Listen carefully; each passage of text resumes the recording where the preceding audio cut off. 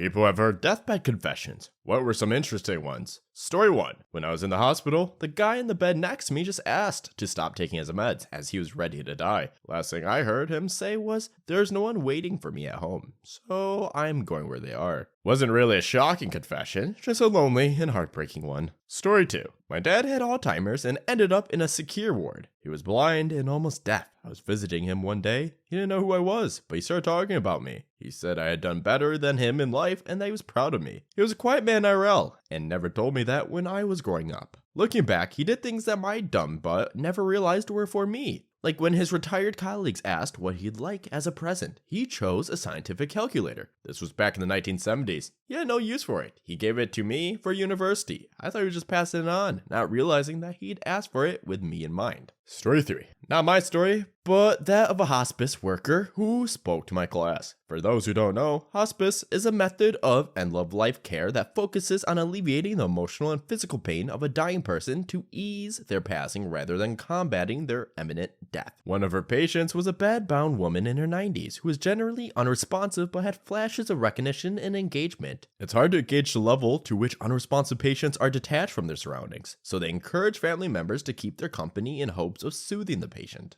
Now, this patient was from a US state that prided itself on its state university and the university's football team. The woman's family had attended this university for 4 or 5 generations. During her hospice care, however, her great-granddaughter was the first in their family to decide to go to a different school, the rival state's university, in fact. Her family was supportive of her decision, but often joked about her being the rebel, or Judas, or what you have. One day, they were all sitting around the woman's bedside, teasing the girl about her decision. Suddenly, the patient sat up, looked at her great-granddaughter, said, "Traitor," and effing died. Jesus Christ. Talk about a traumatizing experience. It's not that serious. She just went to a different college. It caused that much emotional impact on this dying woman that she called her a traitor, just died. Tell me that would not be ingrained in your brain till the day you died. Jesus Christ. I'm sorry to hear this one. This one's, it's pretty rough. Story 4. My grandfather had pretty terrible dementia, and he kept making deathbed confessions as he knew he didn't have much time left. They were often about witnessing a murder and not telling anyone, but each time he confessed to us, the details changed. It happened a couple of times a day over the course of his final week. We finally figured out that he watched the local news and hear about these things happening, then would think he actually had witnessed them. Story 5. It's my time to shine. I worked at a hospital in Garmisch-Partenkirchen, a small town near Munich,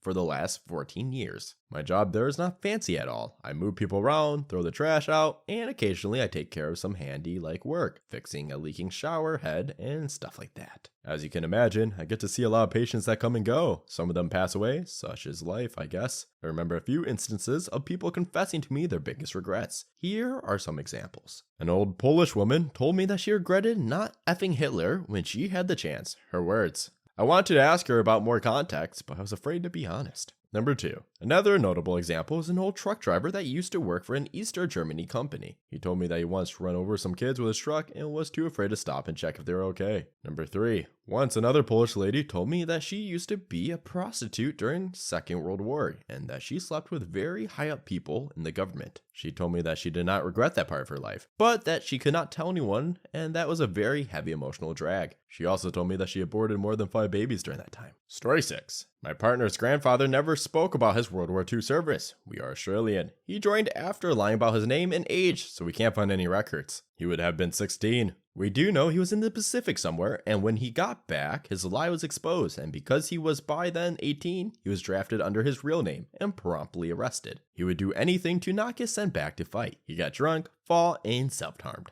His adult life was spent mostly being an alcoholic and being a crap husband and father. Through in his later years, he was able to make some good. Grandkids appearing softened him. In his dying hours, he relived his time at war. Some things he said, "Oh God, they are here. The Japs are behind us, sir. Stab him, effing stick him. Help, medic, all around." And he also had a string of names he kept saying. Such a tortured, broken mind. Story 7. Not a deathbed confession, but the last conversation I had with my grandfather has always stuck with me. He had Parkinson's and lived on a farm outside of town. One day he looked at me and said, "I'm getting too old to take care of Mom, my grandmother. I need you to do that for me, okay?" His health deteriorated pretty rapidly from that point onward. I still call my grandmother every single day and try to get back home whenever I can to help out around the farm. Story 8. I have an amazing one. My great-grandmother lived a very long and interesting life. She was in her 20s in the Great Depression. She had a wild streak from those days that we don't really know much about, to the point that we actually don't know our great-grandfather's name, just the husband she took later. Over the course of nearly 100 years' life, she had collected owls. Literally thousands of owl figurines. She had clocks, wall hangings, pot holders, lamps, stained glass art, salt shakers, and little figurines that you could imagine, all depicting owls. We all wondered the importance of the owls. She never talked about them. We just all knew she loved owls. Well, when she was nearing death at the age of 98 or 99, and the doc said she had days, my grandparents went and talked to her and they asked her if she had anything she wanted to share or ask before she goes. She thought for a moment, then said, "I never understood the owls." It turns out she didn't really give a crap about owls. Near as we could piece together sometime in the 40s or 50s perhaps. She bought either a triplet or a set of salt/pepper shakers that were owls. Then someone got her the other. Those were the oldest owls anyone could remember. But from there, someone got her an owl to match, probably a potholder or plasmate, and all of a sudden her kitchen was owl themed. From there, it snowballed. The owls flowed like wine, baffling her for 60 years, eventually taking over as the bulk of her personal belongings. The moral is, if you're not actually into something, mention it early. Man, isn't that like the greatest plot twist of all time? How does that even happen? Like,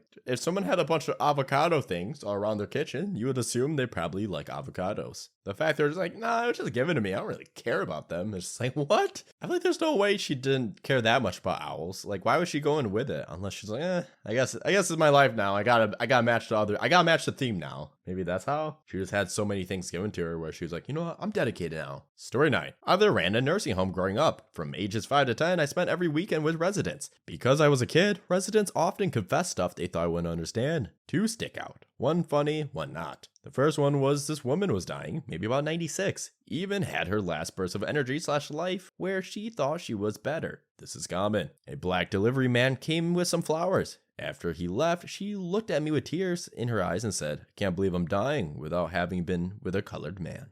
The second one was while I was reading the Bible verses to a resident. "I'm so sorry. I didn't mean to drop that baby in the well." Story 10. My great aunt passed away a couple of years ago. She was suffering from viral encephalitis and fluctuated in and out of consciousness. It was truly painful to watch, although a lot of family tended to be around her in those last days. I once happened to be alone with her when she made some fairly odd remarks, which I kept to myself since. On the day in question, I was playing games on my phone in her hospital room when she started to audibly mutter to herself. It became more urgent and intense. Eventually, she explicitly called me to her side. Her eyes looked huge and confused. I doubt she knew who I was. She spelled out her words, most of which were barely comprehensible, putting particular emphasis on boy and ingredient. I sat there for 15 minutes, listening to her erratic account of, as I finally gathered, how she sometimes used to cook eggs in the urine of a stable boy instead of water. She insisted that he was handsomely compensated for his services, but now and then she started to cry and couldn't stop.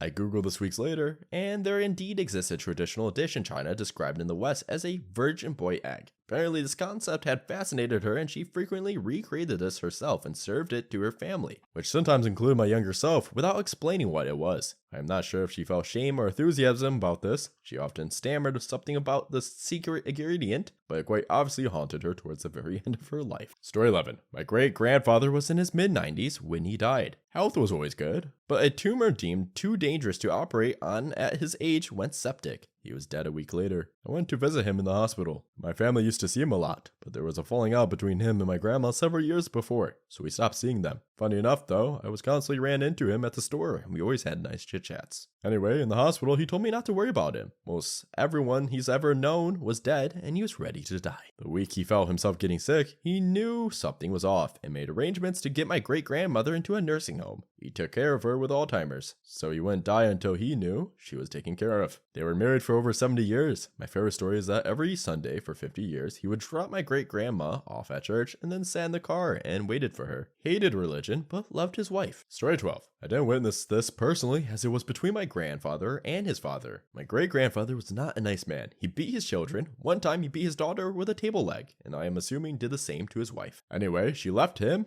and the kids behind. This was the 30s, and I'm assuming that he didn't allow her to take the kids with her, and it's not like women's rights were great back then. My grandfather left home at 8 years old and fended for himself for his entire life. On his deathbed, Nasty Grandpa told the boys he had a bunch of money stashed on the old property. If they went to see him, he would tell them where it was. No one went. Story 13. I did some work in a nursing home, helped with a guy that had a bad stroke, could hardly speak, some trouble moving around. To speed up the story, a nurse and I had some trouble with him, and later I said that stroke really made him mean. She replied, not really. I grew down the street from him, and he was always a miserable man. He was always drinking and abusive to his wife and kids. His kids came to our house all the time and stayed, and my folks let them because he was so awful to them. Later, he had that stroke and they dumped him here. They never come to see him, not even at Christmas or his birthday. If we need them for something, they come in and see us and don't go to his room or look for him. They just do what needs to be done and leave. Story 14. I wasn't there to witness her confession, but the story leading up to it is so intriguing. My mom was adopted, and my grandparents never kept it a secret. They loved my mom like their own. When she was growing up, she tried to find out as much as she could about her and her adopted brother's birth parents. Back in those days though, info like that wasn't exactly the easiest to find. My mom and uncle were brought to the orphanage with little to no info on each of their biological parents, or was elsewise requested to be kept secret. Eventually, my mom found enough info from notes she had gathered, like which families might have been likely to be related to her, some property info one can find at the library, and she just sort of pieced the puzzle together over her life. At a certain point, she was able to get the names of her mother and her brother's mother. She was able to find out she was a part of a big family with lots of brothers and sisters. But for my uncle, he found out that his mother had died not long after placing him for adoption. By the time she had gathered all of this info and found this much out, my mom was married, had my older sister, and was pregnant with me. I can't remember exactly what it was she found that led to it, or if she heard something from someone, but she got a phone number. That phone number went to the house of her biological mother. She called, and the voice of a young boy answered. My mom asked for the name she knew, and she hears, "Yeah, 1 second. Hey mom, phone's for you." My mom and her mom talk. It wasn't an easy conversation, and I'm just going to refer to my mom's mom as BioGran from here. BioGran is not comfortable with my mom contacting her at all. She doesn't ask my mom a lot of questions, but my mom says that she was just going to talk, and if BioGran wanted to hang up at any point, she could. My mom just gave her a short version of the story of her life, and then the conversation was over. BioGran after that would send letters to my mom on occasion, but BioGran made it a point of telling my mom she could never be found out by the rest of her family, and BioGran carried that secret with her until the day of her death. One of her daughters asked her, "Will you tell us where you went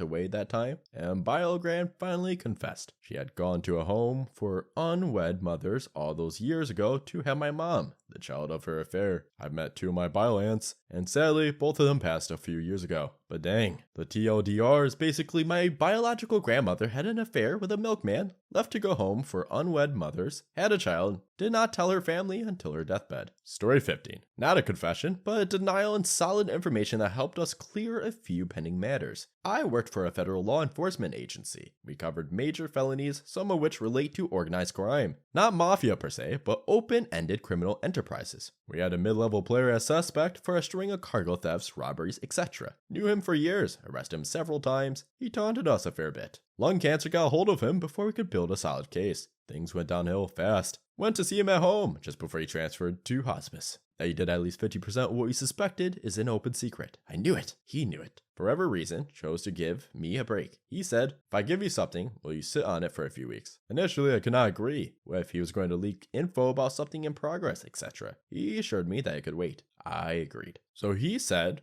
"I know that you're looking at me for the blank." I didn't do it. He admitted wanting to do it, told me he was responsible and where we could find the solid evidence to implicate 5 to 6 people. Why did he tell me? He said the other guy never treated anybody right. I did not ask him to elaborate. I moved on the info about 3 weeks later after an informant died. Never had to share info source because he pointed us to the substantial corroborating info. Story 16. My dad has a special ability to gain people's trust. In a good way. Twice now, he's had instances where dying people tell him things that they feel they can't tell their family. The one case was when my aunt's mother-in-law was dying. She explained to my dad that her husband cannot live alone and that they both agree he must find a new partner after she passes. He did. He remarried within a year of her passing at the age of 81. The family was very upset about him moving on so fast. My dad had to stand up for him and reassure them that it was what his late wife wanted. Alright, that's really impressive though. I can't imagine getting married at the age of 81. I could be wrong, but I feel like at those ages, life just moves very slow. Like there's not really much going on. Like in your earlier years when you're in college or high school or job hunting in your 20s. Just in the early days of life, it's